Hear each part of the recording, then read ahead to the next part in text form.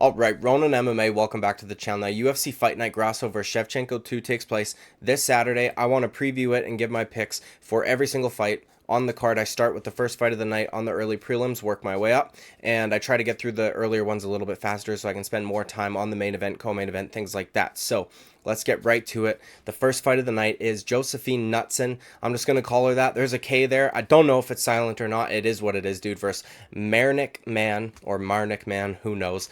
Either way, these fights are a little tricky to pick because they're both females, for one. They're very inexperienced, two, and they're both making their UFC debut. So we haven't seen them fight like a whole lot of high-level competition. Knutsson, 6-0. She's only got one finish on her record, which was 2 years ago, and she was fighting a girl that was 4-3. Even she had a kickboxing career before moving to MMA, and she didn't have a single finish in her kickboxing career either. MANN, on the other hand, 6-1, 3 finishes, so the finishing rate's a little bit higher there, 50%. And she's only ever lost once, which was a head kick KO from Bruna Brazil, who, to be fair to her, is actually has looked pretty damn good up until Denise Gomez rocked her shit. So, out of her 3 finishes, she's got 2 KOs and 1 sub. I guess I'm going to go with her. I'm not overly confident in this one. Neither of these ladies are overly well-known, and there's not a whole lot of film on them and things like that, but she has a secondary game that she can go to if things get hairy on the feet, right? She has a submission. She's also actually capable of getting stoppages on the feet, and if I'm not mistaken, no, I am not, she has been fighting in LFA, which is a pretty decent women's organization, all things considered, right? Whereas Knutsson, she's been in the UAE, she was on the road to the UFC show, things like that. A lot of the records you see over there are a little padded, but it is what it is, man. Either way, moving up the card to Charlie Campbell, who is a short notice replacement, versus Alex Reyes. Okay, so we got Dom Reyes' brother, who got KO'd in his debut back in 2017 by Mike Perry. So perhaps he has inherited Dominic Reyes' chin. Who knows? He has had 0 fights since then. Okay, so 6 years of no activity whatsoever. He's had a few fights fall out. I think 1 in 2018 and then a couple this year. So it wasn't even like he was consistently getting scheduled for fights and then they just fell through. It was that there was, like, he didn't want to fight, or who knows, maybe he was severely injured. I'm not quite sure, but he's lost 3 times and twice he was KO'd, so I think we are seeing the Reyes family chin here. 36 years old to boot, which is not ideal with that much activity. The fact that you've been finished a couple times before and you've only had 1 fight in the UFC. You were out for 6 years, which, by the way, the sport has evolved significantly since then. Okay, it's just not looking all that great. Whereas Charlie Campbell, on the other hand, this, as I said, short notice replacement. 7-2 record, 28 years old. He's been knocked out once by Chris Duncan on the Contender Series, who's fighting in the UFC now, so not some scrub from the regional scene or whatever. He only has 1 other loss on his record, and that was 4 years ago. He's got 5 wins by knockout. He's been active. He isn't pushing 40, so I'm going to be going with him to make the most of this short notice opportunity. He trains at Serra Longo, and we've seen those guys over at that gym, maybe not like the Aljamains and guys like that, but have success on short notice opportunities because they stay ready. Do you know what I mean? So I'm going to go with Charlie Campbell to get the knockout over Alex Reyes, Dom Reyes' little brother or older brother, who knows, but either way, dude. Also, one of the things that made Dominic Reyes so successful early on was the fact that he was very athletic, but not just that, he's large, right? So he's a very large athletic man, whereas Alex Reyes is fighting 2 weight classes below him and just, I don't think, has the same athletic pedigree. He wasn't like almost in the NFL or whatever. So I'm going to go with Charlie Campbell by KO. Anyways, moving up the card, Tracy Cortez versus Jasmine JASUDAVICIUS. I think she's Canadian, so I should be able to say her name, but it's a tricky one.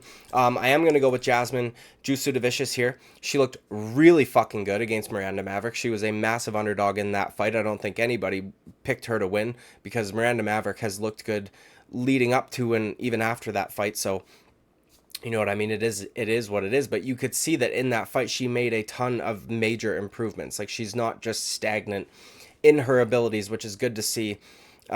She was implementing a lot of clinch game and shit like that against Maverick, who was having a really hard time getting to her, closing the distance, taking her down, and things like that. She's only lost once in the UFC, and it was to Natalia Silva by decision also, so she wasn't one of her highlight reels. And again, Natalia Silva's looked very good up until this point. She just won her last fight as well. So Tracy Cortez, while she's pretty and all, okay, so we don't want to see her get beat up too badly, she has been very inactive. She's only had one fight every year since 2020. So once in 2020, once in 2021, once in 20. And I think one of those she actually missed weight also. And I could be wrong. Her record's 10-1. But I feel like she should have lost the split decision to Justine Kish. I can't remember that fight perfectly off the top of my head, but I remember kind of being like, wait, what? But either way, not all that important. I am going to go with Jasmine JASUDAVICIUS. I said that already, but I'm going to pick her by decision, which normally, especially when we're talking about women's MMA, is kind of like, it's going to be slow and boring or whatever. But her decision win over Miranda Maverick was actually pretty entertaining. She was able to inflict quite a bit of damage. So I do think that she's going to put a beating on Tracy Cortez, unfortunately. So Tracy Cortez should protect her face, okay? Just take it to the body and whatever. Anyways, moving up the card too. Edgar, pardon me, what the fuck, dude? There's no C in there. CHAIREZ versus Daniel LACERDA. CHAIREZ, whatever, 10-5. Not ideal, but it is what it is, dude, because he lost his debut against Tatsuro Taira. Do you know what I mean? That's a fucking tough first outing, and I think that's an understatement. But if you look at some of the losses on his record, they aren't two total like scrubs. They're not to nobodies. You see some recognizable names on his record. So he's been fighting good competition outside the UFC, which is why he doesn't have this perfect shining record. Do you know what I mean? Not just that, he's had 4 amateur fights before he turned pro. I think the dude's 26 years old. So think about it. He's had 15 pro fights and 4 amateur fights. The guy has a ton of experience for someone his age. And it's almost better that way if you get your losses out of the way before you reach the UFC. You've learned the lessons that you need to learn. Now, again, as I said, he ran into Tatsuro Taira in his first UFC appearance, which is no real knock on him, man. That kid looks phenomenal and has looked phenomenal every time we've seen him fight. So it is what it is, man. Daniel LACERDA, fun as fuck to watch, but on a massive skid. Okay, he lost to Jeff Molina, which is just absolutely unforgivable. He lost to Davidson Figueiredo's brother, Francisco Figueiredo, who is not nearly the fighter that Davidson Figueiredo is. Okay, he lost to Victor Altamirano, who is good but not fantastic. We just saw him kind of get schooled by Tim Elliott. And he lost to CJ Vergara, who Vergara is pretty good. Like, he's probably, in terms of rankings, he might be the highest level opponent that he's faced. But he's not top of the food chain. Like, I wouldn't consider him like the elite of the elite. So it's a bad run, okay, to say the least. And all 4 of these, by the way, were finished. I think one of them made it out of the first round. 3 from ground and pound. Jeff Molina knocked him down first, or hurt him on the feet, and then finished him off on the ground.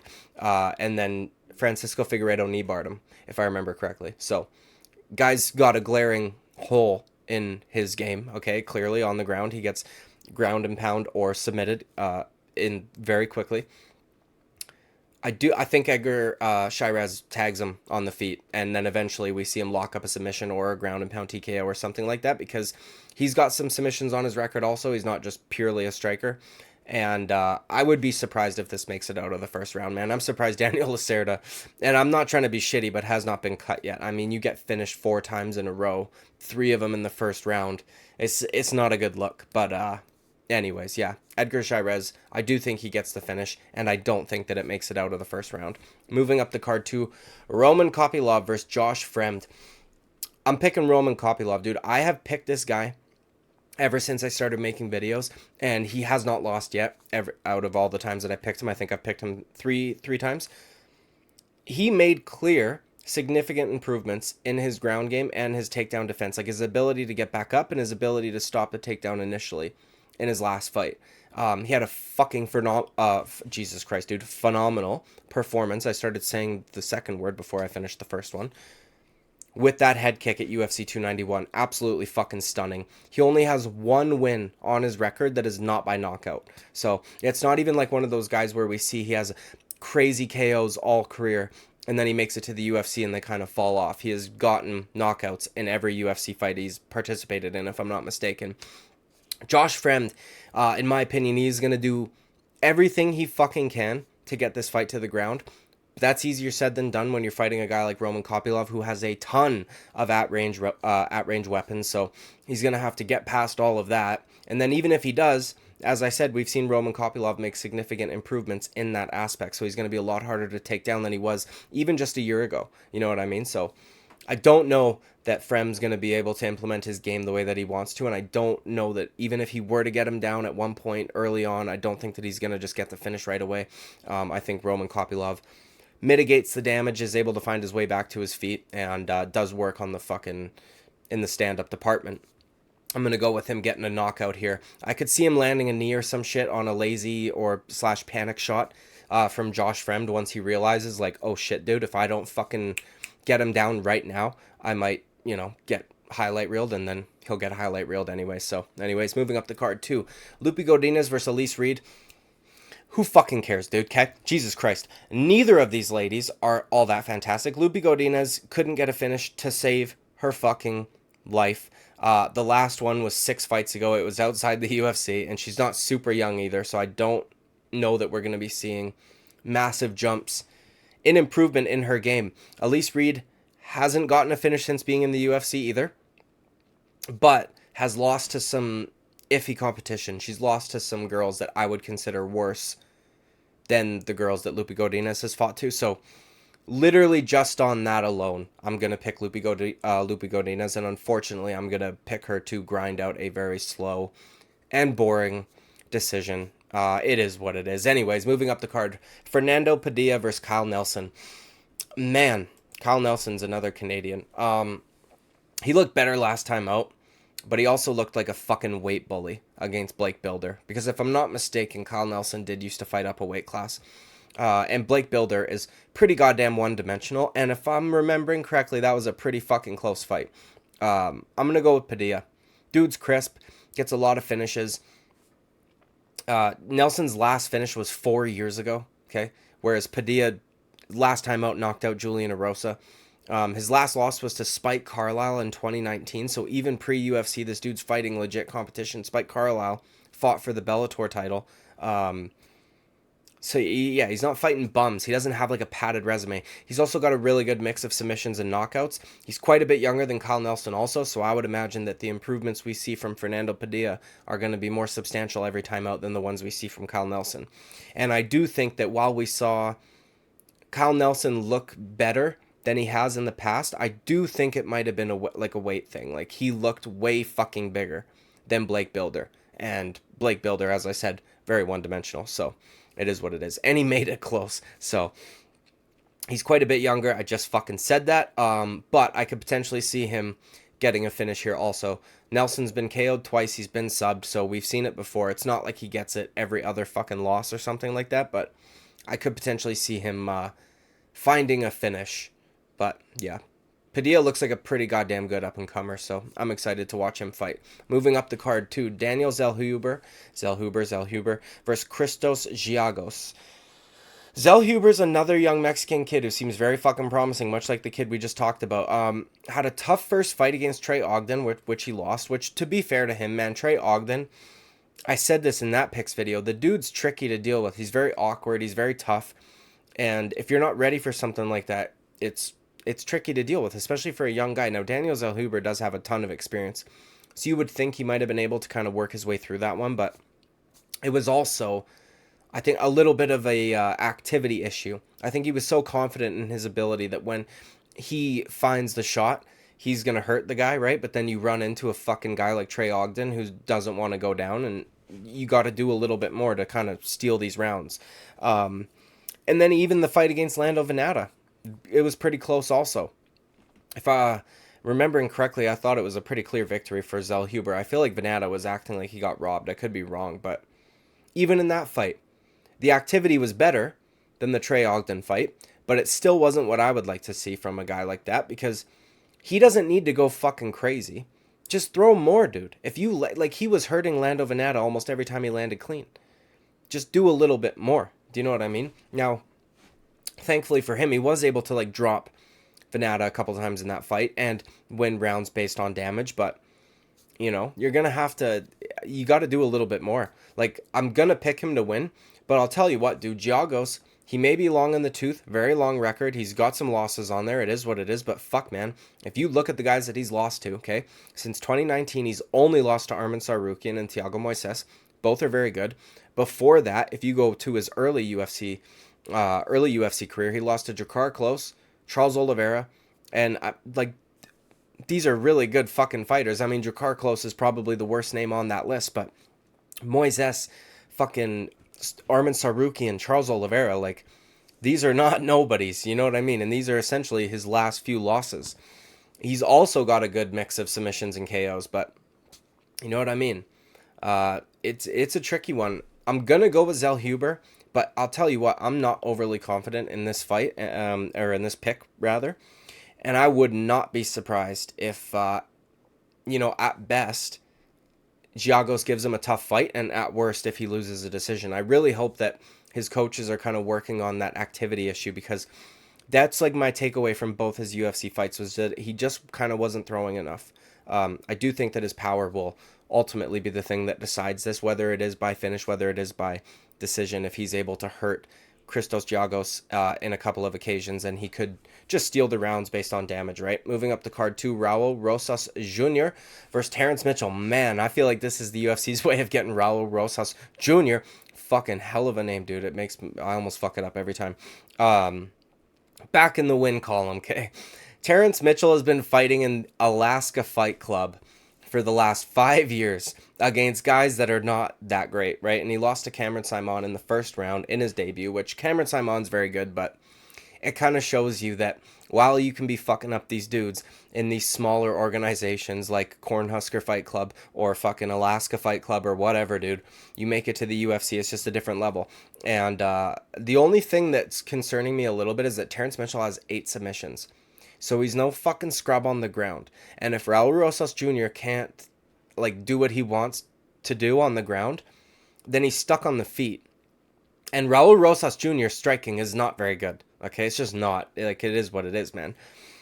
If Terrence Mitchell had fought better competition, I might actually pick him for an upset here, but he's got one recognizable name on his record pre-Cameron Simon, obviously, right? And that's Kai Kara-France, who finished him in the first round on The Ultimate Fighter. So, man, and that was a while ago, right? Kai Kara-France is better today than he was back then.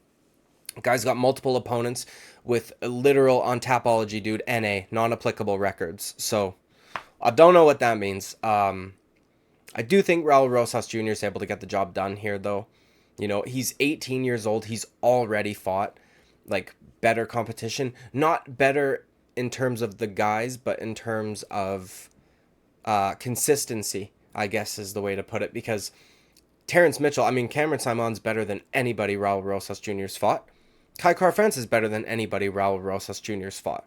So it's not like he's fought better guys, but he's fought better competition more consistently, and both times Terrence Mitchell fought, like the 2 names that I just mentioned, he got fucked up in the first round. So I'm going to go with Raul Rosas Jr., but I wouldn't be shocked if we see him get fucking subbed or something again, because the guy was a little, I mean, maybe he's fixed this issue, but he was a little overconfident, a little sure of himself, and he kind of got manhandled in his last fight. So you never know, man. You never fucking know. Anyways, moving up the card, we're at the co-main event already. Kevin Holland versus JDM. Holy fuck, dude. I was going to pick JDM, and I want to because I like him, and I think he's very, very, very good. He's very fun to watch. His last performance was not great, but let's be real, man. That should not have been a split decision. It's going to say that on his record forever. That was, in my opinion, clear-cut 2-1. Rounds 1 and round 3, JDM. Basil Hafez or Hafiz, whatever, stole round 2 by just nullifying JDM's offense. Like, he didn't do any damage of his own, which is why there's no real argument for him winning round 3. So, I don't know.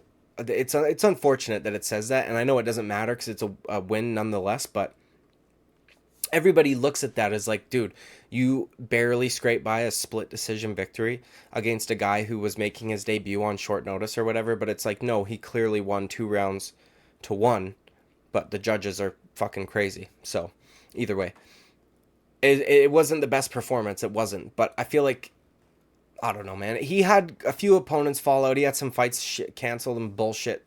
It's just, I don't know. I think it was a shitty situation. Now, the opponent that comes to mind for me when we're talking about this matchup is JDM versus Randy Brown, right? Because it's another 6'3" welterweight, big, long welterweight. He doesn't have the reach that Kevin Holland does, though, and he also doesn't have the same kind of power that Kevin Holland has. He also hasn't fought giant fucking middleweights like Kevin Holland has. Do you know what I mean? Who, by the way, he only really lost against giant middleweights when they would take him down and smother him because they didn't want to be on the feet with him. Like Vittori, like Brunson, right? Jacare tried to do the same thing and he knocked him out from his fucking back, okay? Holland, he's never actually been KO'd either, right? He's got one TKO loss on his record, which was the Wonder Boy corner stoppage. So, I mean, it counts as a TKO, but he didn't get chinned. He didn't get flatlined or anything like that. He definitely got hurt a lot in that fight. Took a ton of fucking damage, but he was fine, you know? Like, not fine. He was getting the shit beat out of him, but you know what I mean, man. He didn't get fucking starched, okay? JDM's got a good chin also, right? He hasn't been stopped via strikes since 2016, which, if I'm not mistaken, it was either his debut or his very next fight. But again, dude, Holland's fought a bunch of middleweights, and if JDM, there's no fucking way, dude. There's no way JDM's fighting big middleweights like that. Like, I just don't see it. As I said, dude, I really like JDM. He's very exciting to watch, man. I think I'm going to go with Holland. And here's the thing for me. If JDM wasn't so boxing heavy, now I'm not saying that he doesn't have any kicks or he can't throw kicks, but he doesn't a whole lot, right? It's primarily boxing. And I know that we just saw Sean Strickland win a fucking title like that, but Kevin Holland doesn't really fight like fucking Israel Adesanya. Kevin Holland's going to come forward.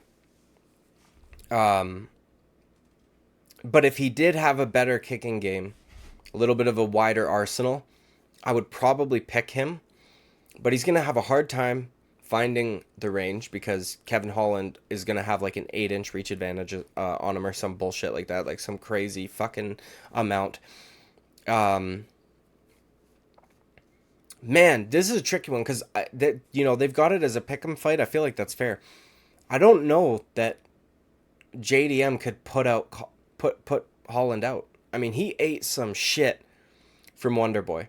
Now, maybe it's getting to the point where he's, starting to acquire quite a bit of cumulative damage. But I don't think so, man. I don't think that we're at that point yet. Kevin Holland's a pretty sharp dude still. Fuck, man. And, dude, I'll tell you what. If JDM didn't pull guillotine as many times as he did against Basil Hafiz or whatever, I might be a little more confident in him if it were to hit the mat here. But if you look at his subs, like the submissions that he has on his record, like the one on Randy Brown, right? He hurt Randy Brown first. Randy Brown was fucking stumbling, falling all over the place, about to get KO'd. And JDM just jumped on his back instead because it was right there for him to take. So, fuck, man. Jesus Christ. And Holland's got an underrated jiu-jitsu game. Now, we haven't gotten to see it a whole lot. I know he's got a couple Darce chokes on his record. I think he Darced Tim Means. He Darced Michael Chiesa. He hurt Chiesa on the feet first too. I think he was having his way on the feet with Tim Means also. I can't remember exactly, but it's a tricky one, dude. I'm not picking a fucking method, but I tell you what, I'm picking Kevin Holland, man. I don't know if he'll sub JDM or if he'll finish him or what, but if you look at the guys that they have fought, Kevin Holland has fought way better competition. Kevin Holland has fought big giant middleweights who want to wrestle him. He's fought guys that want to strike with him, literally one of the most elite strikers in the UFC. And almost, he hurt him a moment there in round one. I mean, Wonder Boy kind of took over after that, but dude's just fought way better fucking guys. And he seems to just be able to find a way to get it done. I'm not even trying to shit on JDM or anything like that, but, that I feel like if he didn't have that fight with Basil Hafiz in between his Randy Brown performance and the Kevin Holland fight, I would probably pick JDM because I would think, same guy twice. He's fighting the same guy twice. You know what I mean? But just, I don't know. We got to see a little bit more of JDM's game. And I'm sold on him, but not at the, like, I don't know. I just feel like Kevin Holland might be a bit much for him at this point in his career. But anyways, moving up the card. Main event. Grasso over Shevchenko. Fuck. I'm going to pick Shevchenko. I think she gets it done. I do. I think that she'll not make that same mistake twice. I think that she'll probably try to disguise like spinning attacks a little bit better, or maybe just stay away from them in general. I think she'll try to implement a little bit more of a kick-heavy approach, because that was one thing that I was very like confused about, was why she wasn't throwing all that many kicks. It was just yeah, I was expecting her to throw a lot more, considering Grasso is primarily a boxer. She's heavy on the lead foot, chop her leg down, and whatever. But Shevchenko's got to mind her P's and Q's, because we know that already, because we watched her get fucking her back taken like a spider monkey and strangled off of one spinning back kick. And then also, if she does try to implement like ground heavy approach, if she wants to take Grasso down and do work on the ground, kind of the way she was doing in the first fight, she's going to need to do more. Because I know she spoke about how Herzog stood her up and how she thought that was weird. And it definitely was. It came at a weird time, right? Because he had been warning them. And then Shevchenko went to go throw a punch right as Herzog was. So it was a strange stand-up. I guess if I'm being charitable to Herzog. I think it just looked awkward because of the timing of Shevchenko throwing a punch right as but he was already warning them. Do you know what I mean? But now, now they've changed the rules, and I don't know if they've began implementing them or what, but referees are now encouraged to break you up off of the fence, off of the ground, if you're not trying to actively like better your position, if you're not trying to advance position, if you're not trying to actually do damage. If you're kind of just sitting in guard, they're supposed to stand you up now, because they consider it stalling the fight. And same with the fence. If they're just pushing dudes up against the fence, they're supposed to break it up. So if she doesn't want that to happen, she's going to need to be a little more active on the ground.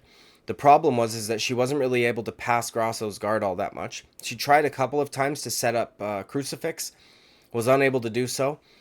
But something that's really I went back and looked at the strike numbers after watching it, and it's so strange, man. Like, Valentina Shevchenko outstruck her in all 4 rounds. And when I watched it the first time, I didn't get that impression. So maybe I was just impressed by how Grasso was handling herself, and impressed at the fact that she was actually landing shit on the feet against Shevchenko in general. The fact that she actually, like, did more visible damage to the face of Valentina than Valentina had done her. So I don't know if it was just one of those things where we're like, holy fuck, this chick who was not supposed to win is tagging Valentina Shevchenko on the, like, do you know what I mean? I think it might have just been a little shocking in the moment. And then you go back and you look at the statistics, and I know that some of them are ground strikes, but Valentina didn't get outstruck in a single round, if I'm not mistaken. 87 significant strikes to 59, and she threw way less also. Alexa Grasso was landing at a 32% clip, and Shevchenko was landing at a 60% clip. Round 1, she outstruck her by 2. That was the closest round in terms of significant strikes. Shevchenko outstruck her every round. Round 3, she landed 84% of her significant strikes, 53 of 59. I would imagine mostly on the ground, but still. I just remember it differently. But maybe on the feet at range, Grasso might have been getting the better of her a little bit, and then it just played a bigger part in my brain, because we haven't really seen a girl do that to Shevchenko. But I do think that Shevchenko is going to be a lot less arrogant in the lead up, not just brush Grasso off as like a free title defense. I think that she'll try to kick a little bit more to the legs, which she wasn't doing a whole lot of in the first fight, which I thought was strange. I don't think she's going to throw a spinning back kick while she's backed up against the cage and Alexa Grasso's literally within boxing range, because that was a bad mistake.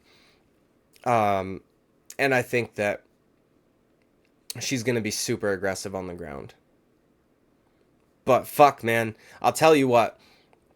If you were betting money on this fight, it might be worth it to throw some money on Grasso. She's not nearly the same size underdog as she was in the first one, right? If you would have bet money on her on that one, you would have cashed out pretty good. But you never know, dude. We see dominant champions' reigns come to an end, and it could be whatever. And this one, in my opinion, was more impressive than what Pena did to Amanda Nunes, because, like, Juliana Pena realized there's nothing I can do to this bitch if we're playing the game how it's supposed to be played. So I'm going to close my eyes and do a breaststroke as I'm walking. And she started tagging Amanda and turned it into a dirty fucking dog fight. And then, you know, Amanda got tired and fucking gave up, essentially. That choke wasn't even locked in. Do you know what I mean? Whereas this was a very technical, quick back take. The choke was definitely fucking in. But not just that. They trained for this specific moment. This wasn't like a fluke. This wasn't, I have my eyes closed, I'm throwing a breaststroke, and I clip you on the chin, and now you're starting to doubt yourself. This is, you threw a kick at a bad time because I was pressuring you, and I was able to capitalize off of it and finish you, which is crazy, man. I just don't think that Shevchenko will make that same mistake twice, and I think that she's going to be fucking, like, really wanting to get her belt back, because I think that she wants to retire champion like Amanda did. So, anyways, dude, that's the end of this video. UFC Fight Night Grasso versus Shevchenko 2 this Saturday. Yeah, like and subscribe. I would greatly appreciate it. I'll see you at the next one. Bye-bye.